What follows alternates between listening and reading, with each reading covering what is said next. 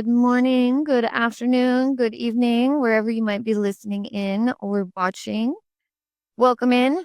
This is Keeping It Real Estate with me, your host. I'm Sara Delansig, and I've got my two videos going here. So I'm going to try to focus on this one because that one's over there. But if you are here and you have questions, feel free to drop them in the chat. And just let me know, what you think of what we got going on here. Today's topic, which took me a little bit to figure out, the joys of real estate, right? It's been a little bit hectic and a little crazy, but I decided that today's topic is going to be the energetics of real estate and how intention impacts your business.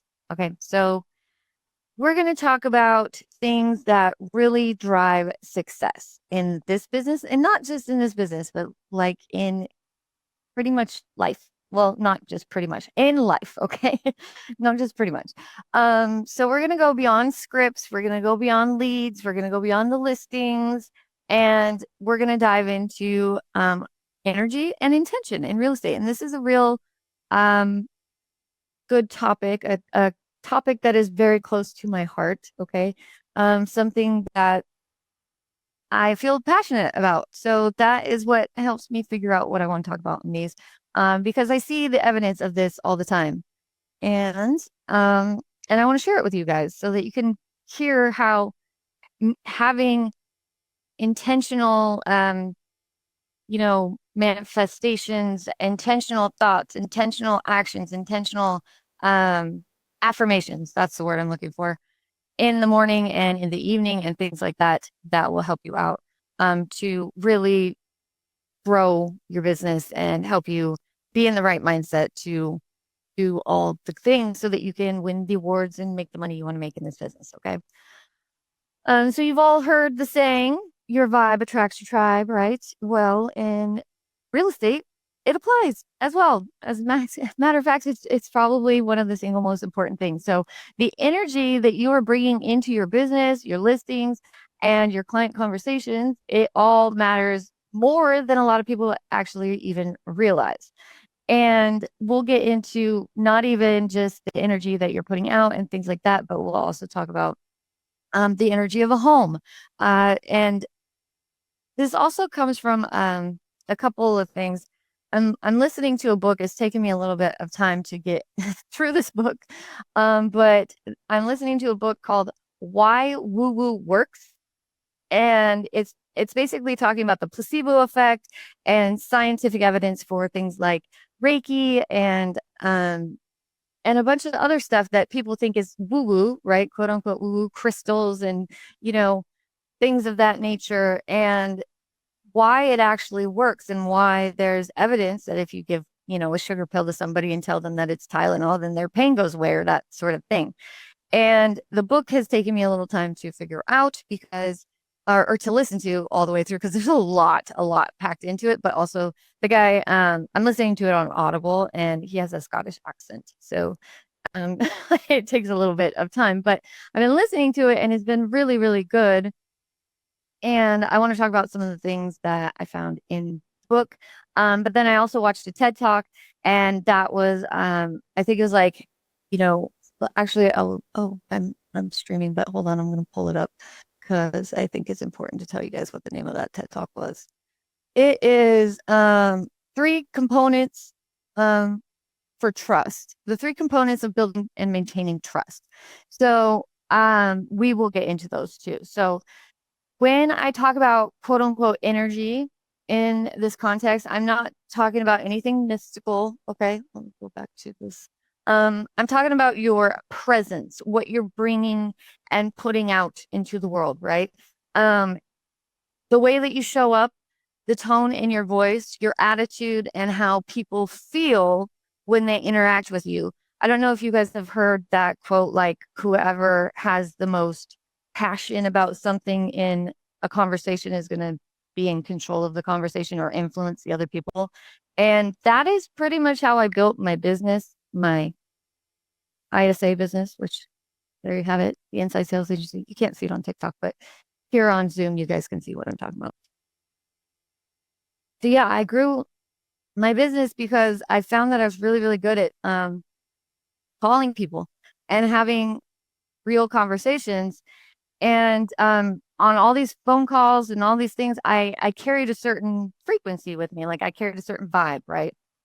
And if I found that if I was frustrated, anxious, burned out, or anything like that, then the people on the other line can hear it. So we had this trick that we would smile before we made a phone call. And you can hear, I mean, you can't hear, but you can in your voice, you can hear when somebody is smiling over the phone. And it was actually a technique that works really well if you actually smile and you mean it, but it can help you get there, right? So that was something that we did. And I thought it was pretty interesting at how it worked. But I always had this ability to connect with people, and I didn't understand why what I do is so difficult until I started having to hire other people to do it. And that is when I figured out, okay, I'm kind of not one of a kind. Okay. I'm not one of a kind, but it is a rare skill, not the easiest thing to train. But if you can find people that are able to not put on a persona when they make phone calls, and I feel like real estate agents have a hard time doing that because they want to come off as professional. But if you can carry yourself authentically and also logically and also have empathy, those are the three components of what you need to establish and keep trust. Okay. So I think it was Frances Frey from Harvard Business School. She described it. And trust is built on three things: authenticity, logic, and empathy. So when your authenticity comes through, people believe you're real. And how do you become authentic? Well, you have to be exactly who you are. You cannot pretend to be somebody else. You have to represent yourself, and you have to your thoughts have to align with what your words, and then you have to believe the words that you're saying. So that is when you can like spot that somebody's right off the bat. You're like, something's a little funky about this person, right? And it may be, like later on, and then you find out you were right, and that person ended up having a warrant out for the rest. I don't know. You know what I mean, though, right? There are certain things not, and that's like the extreme. Okay. I'm not saying that just because you're not authentic, you're somehow, wanted for something. But what I'm talking about is just like having that natural ability to not put on any kind of act or try to make people feel a certain way, unless you already have like that confidence in yourself. Let's put it that way. Okay. So when your logic is solid, then people will believe that you know what you're doing. And this helps when you use things like video or voice text. If you are trying to connect with people through, you know, prospective buyers and sellers that maybe clicked an ad on Facebook and they want to know how much their home is worth. Well, they usually get pretty annoyed if you come at them right away and are like, "Hey, you want to sell your house? I'm a real estate agent." And that's not really the best way to go about it, is just call them and be like, "Hey, you want to sell your house, right?" Um, which I've talked about a lot of times. But what you can do is voice text them, send them a video, show them the things that they want to know and provide a lot of value. But also if you're doing that with logic and you're doing it with authenticity, then you're going to have two of the three things that you need to build trust. And I would say, especially in today's climate, in this world that we're in right now in the end of 2025, um, I think that being logical and authentic, and the third one, empathetic, that's crucial because we all need to be able to trust. Trust is broken in a lot of ways right now for a lot of people. But if you can bring these three things to the table, then you're going to build that trust with your clients. You're going to build that trust with referrals. You're going to build that trust with your team. You're going to build that trust with your coworkers and everyone else too. Okay. So your energy actually ties all of this together. Ties all three things together, right? So it brings in the authenticity, the logic, and the empathy. And just to clarify, when you have empathy and it's genuine, then they believe that you care. So just to go back to this, when you're authentic it comes through and people believe that you're real. When you're logical and you have sound logic, then they believe that you know what you're talking about and that you're qualified to help them. And when you have empathy and it's genuine, then people believe that you care about them. And those are things that are really, really crucial when you're trying to help somebody purchase probably the biggest thing that they're ever going to buy in their lives, a home. Okay. Or help them sell their biggest asset or something like that. Right. So a lot of us as agents don't think about how massive it is to help someone buy a home sometimes. Like it's just, it becomes mundane, it becomes every day. But really, this is huge for a lot of people, and a lot of people um, need to feel that they can trust you. I mean, most people need to feel that they can trust you in order to do a transaction with you, right? All right. So, if your internal state doesn't match your message, then people are going to feel the disconnect. They're going to feel the energy around you shift.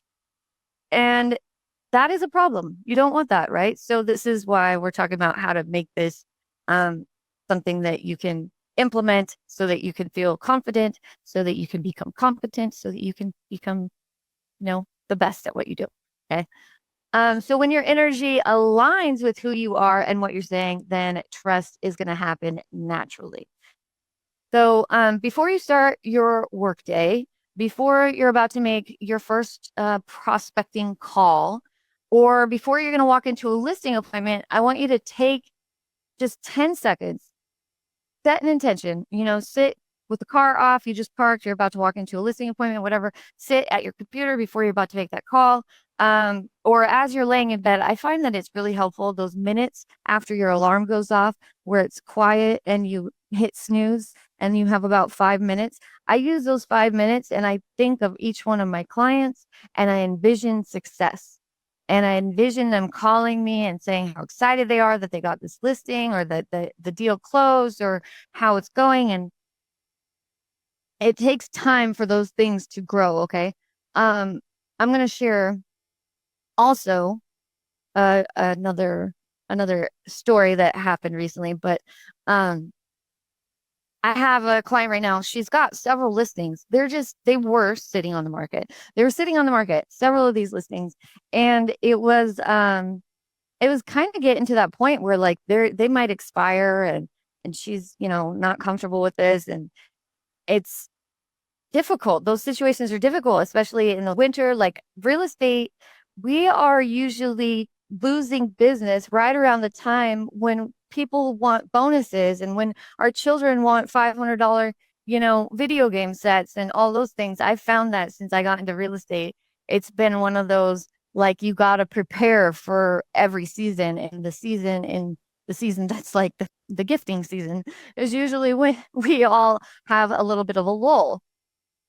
And those pauses and those changes make a big difference. And so we have to prepare for them, right? So if we set intentions, if we make sure that we have our mind right, and we'll do better. So my client, I gave her these affirmations and I said, every day when you wake up and before you go to bed, tell yourself that that listing or all of your listings are closed, like it, and you're so happy, and just try to feel those feelings of what that would feel like when you get it under contract. And it was like maybe a week or two later, I looked it up, and because I was about to call for it and I wanted to make sure that it was still available before I sent a text that said, hey, you want to check this home out? And I saw that it was pending. And so I texted her and she's like, yes, it just happened like just this morning. And she was super excited about it. So these things actually help. It really works.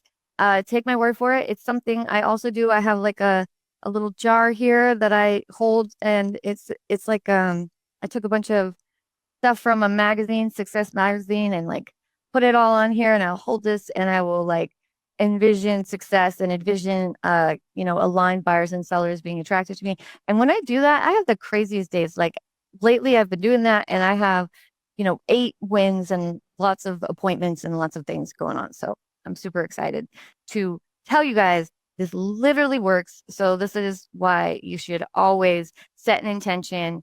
And here's some simple ways that you can do this. Okay. I've shared affirmations before. If you guys find me on Facebook, I also have a Facebook group. It's called The Future of Follow Up for Real Estate. If you want to join, the affirmations are in there. But here, You can always just type into ChatGPT, give me some real estate affirmations, and you can adjust them however you want. But they could be as simple as, I'm here to serve, not sell. This conversation will connect me with the right client at the right time. My calm confidence creates clarity. That's a lot of C's. My calm confidence creates clarity. You know, this listing appointment is going to go exactly as planned. They're going to sign the listing agreement. I'm going to get this home under contract for them. Whatever, these are the things that you should be saying to yourself, not listening to all the fear mongering that comes from every direction that's telling us, oh, the market's going to crash and what a crappy, time to be in real estate. If you have survived real estate in the past few years, then I mean, since 2022, I say if you are in real estate, you've survived, pat yourself on the back, okay? Because it has not been the easiest, but with these types of things and tools and tricks, these will help you a lot. Okay, so that little pause is going to change everything. It's going to move you from reacting to actually directing your energy. Okay. So you stop rushing through the day, you slow down, because I've actually heard someone say that 99% of our thoughts are the same exact thoughts every single day. And the only way to change your life and become, you know, separate yourself and become what you want and grow, you have to change your thoughts. So most of us go through the same exact thoughts. We wake up, we brush our teeth, we get in the shower, like we go through the same motions. And so you have to have some kind of pattern interrupt to make a difference if you aren't happy with the way things are right now. So this is kind of trying to show you how you can do that on purpose, how you can have intention, how you can stop rushing, how you can start taking time for yourself to actually get into a flow state and think something differently from what you normally think, which might be, repeating in your brain the negative things that we hear about the industry. Okay, so now let's get into the energy of the homes themselves. I know if you've been in real estate for any period of time, then you probably know exactly what I'm talking about. Sometimes you walk into a home, and even if the lights are on and the heat is on, there might just be a vibe. There might just be a vibe in that house, and you might get the heebie-jeebies and not want to go down the stairs or whatever the case may be. Like, every home gives off a feeling as well, whether it's bright, cozy, heavy, welcoming, private. We've all walked into properties like this and instantly felt something good or bad. And this is why staging, lighting, even the scents that you use, they can make such a difference. We were trying to sell a condo that was right on the freeway, massive I-5 freeway in North Seattle. Literally, our window looked out at the freeway. At the time, they had trees there while we were trying to sell it, and they have since torn those trees down, which was to put the, oh my God, the light rail, the link light rail, a train. And we sold just at the right time, I'm telling you. But the sound of the freeway was coming through there. And so in order to, you put like kind of quiet music on, and if you open, we had really good windows, so you couldn't really hear it. And it just kind of sounded like the ocean when we were lived there. But when you're setting it up for someone, freeway noise is not really the best thing that you want. So you can put gentle music on and, have the lights on, have everything so that it's a nice, welcoming environment. And we all know these tricks, right? But it really does matter. And when it's a peaceful space, and it's balanced, then buyers are going to linger longer. And that's when they start to imagine themselves living there. When we were buying our condo, I still remember walking in, and the way it felt, it just was like this warm, cozy hug. And we went and saw the unit right next door, which was a gorgeous remodeled unit, but it did not have the same warm, cozy hug. It was all upgraded and updated, but it was not the same vibe when you walked in. And so we ended up getting the one that had that vibe. So before any kind of open house or new listing, try to just do a quick reset, right? maybe open the windows for a little bit, but close them again because I just renewed my real estate license, and there was a whole, I think I did three different things on safety in real estate, right? And so you don't want to open windows and forget to close them. So you can open the windows for a minute, let some fresh air in, turn on the warm lighting, play a little bit of soft music, take a moment to visualize the home being filled with warmth and possibility, right? It's subtle, but it changes how people actually experience the space. And I think that's really, really cool. And it helps. It definitely makes a difference. Anyone that has not, if you've walked into one of those empty houses and had to turn on all the lights like we all do, obviously we all get there early and we make sure that it's nice and cozy when our clients walk in. But as agents, we know what we're talking about when we walk into those houses. Obviously, energy alone is not going to be the thing that sells your home, right? It's going to sell homes, but it's when it's aligned with the right actions, and that's when it's going to amplify everything that you're doing. Okay. So if you're working from a place of fear or need or want or lack or any of those negative things that I would say, if you're like, I need a deal, I really, really need a client. Oh my gosh, I hope this works out, please. That energy is repelling the actual thing that you want. Okay. That is repelling all of the good. Because especially if you walk into a situation like I talked about earlier, whoever has the most passion or the most, feels feels strongly, the most strong, I guess, the most strong about something, a situation, that is going to linger. And I read this or heard it or somewhere in one of these TED Talks or in that book I was telling you about why woo works. I heard that the same thing is with energy. So if your energy is desperate and that is a real thick energy, and the person that, the buyer comes in and their energy is kind of just neutral, then your energy can rub off on them. And then all of a sudden they can be stressed. I know, like, this has been a situation, like if you have kids, you've been here. Like my son was stressed about taking the driver's test, and his energy was just so chaotically scared about it that like it was very difficult to calm him down. But that rubs off on you, and then all of a sudden now you're frantic and you're like, oh my gosh, what do we do?